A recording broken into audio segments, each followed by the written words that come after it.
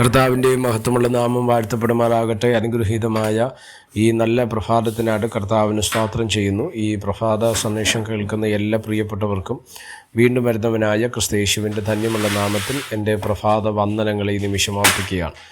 കൊരിന്ത്യർക്കെഴുതിയ 1-ാം ലേഖനം 1-ാം അധ്യായം അതിൻ്റെ 28-29 വാക്യങ്ങൾ.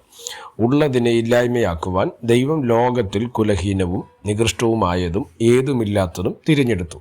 ദൈവസന്നിധിയിൽ ഒരു ജഡവും പ്രശംസിക്കാതിരിക്കേണ്ടതിന് തന്നെ.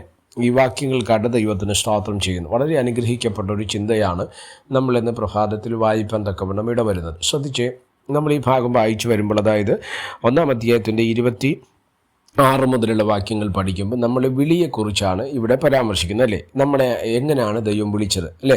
നമ്മളെന്ന് ശ്രദ്ധിച്ച് നോക്കിയാൽ നമ്മുടെ ജീവിതം തന്നെ എടുത്ത് നോക്കിയാൽ നമ്മൾ പ്രയോജനമില്ലാത്തവരായിരുന്നില്ലേ? വീട്ടുകാർക്ക്, നാട്ടുകാർക്ക്, ദേശത്തിന് ഒക്കെ ഒരു പ്രയോജനവും ഇല്ലാതിരുന്ന നമ്മയാണ് കർത്താവ് തിരഞ്ഞെടുത്തത്, അല്ലേ? എന്താ കാരണം? പ്രിയപ്പെട്ട ബൈബിൾ പറയുന്നു, ജ്ഞാനികളെ ലജ്ജിപ്പിപ്പാൻ തക്കവണ്ണം ദൈവം ഭോഷത്വമായതിനെ തിരഞ്ഞെടുത്തു. എന്താ അതിൻ്റെ അർത്ഥം?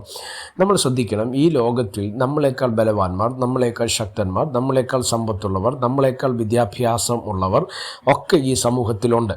അവരെയൊക്കെ ദൈവത്തിന് തിരഞ്ഞെടുക്കാമായിരുന്നു. എന്നാൽ അവരെ ലജ്ജിപ്പിക്കുവാൻ ദൈവം ഭോഷത്വമായതിനെ തിരഞ്ഞെടുക്കുവാൻ തക്കവണ്ണം ഇടയായി.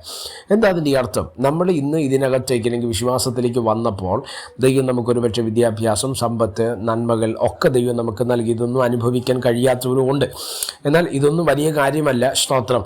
എന്നാൽ അങ്ങനെയൊക്കെ നന്മകളിലേക്ക്, അനുഗ്രഹങ്ങളിലേക്ക് പ്രവേശിച്ച ധാരാളം വ്യക്തികൾ ദൈവമക്കിടയിലുണ്ട് എന്നുള്ള കാര്യം നമ്മൾ മറക്കരുത്. ചിലരൊക്കെ നന്മകൾ പ്രാപിച്ചു കഴിയുമ്പോൾ അഹങ്കരിച്ചും നിഗളിച്ചും ഒക്കെ നടക്കുന്നവരുണ്ട്. എന്നെ ശ്രദ്ധിക്കുന്ന പ്രിയമുള്ളവർ, അങ്ങനെയുള്ള ആരെങ്കിലും ഈ സന്ദേശം കേൾക്കുന്നുണ്ടെങ്കിൽ ഞാൻ നിങ്ങളോട് പറയാം, നിങ്ങൾ ദൈവത്തിങ്കിലേക്ക് വന്നിട്ട് ദൈവം നമ്മളെ അങ്ങനെ തിരഞ്ഞെടുത്തത് കൊണ്ടാണ് ഇതെല്ലാം നന്മകൾ നമുക്ക് പ്രാപിപ്പാൻ കഴിയുന്നത് എന്ന് പറഞ്ഞാൽ അർത്ഥം, ഞാനോ നമ്മുടെ ശരീരം ഇല്ലെങ്കിൽ നാം ഉൾപ്പെടെ ഇതൊന്നും നമുക്കുള്ളതല്ല, നമ്മുടെ ദൈവത്തിനുള്ളതാണെന്ന് നമ്മൾ എന്ത് ചെയ്യുക?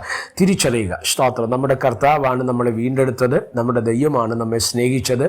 അതുകൊണ്ട് കുലഹീനമായത്, നികൃഷ്ടമായത്, ഏതുമില്ലാത്തതിനെയാണ് ദൈവം എന്ത് ചെയ്തത്?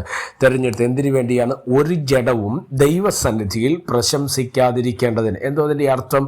നമുക്ക് പറയാനോ പ്രശംസിപ്പാനോ പുകഴുവാനോ ഒന്നും ഇല്ല. സ്തോത്രം. ദൈവം നമുക്ക് നൽകി നമ്മുടെ ആരോഗ്യം നമുക്ക് ദൈവം ഇതെല്ലാം ദൈവത്തിൻ്റെ ദാനമാണ്. അതുകൊണ്ടാണ് ബൈബിൾ പറഞ്ഞ് നിങ്ങൾ ദൈവത്തിൻ്റെ മന്ദിരമെന്നൊക്കെ പറയുന്നതിന് കാരണം അതാണ്, അല്ലേ?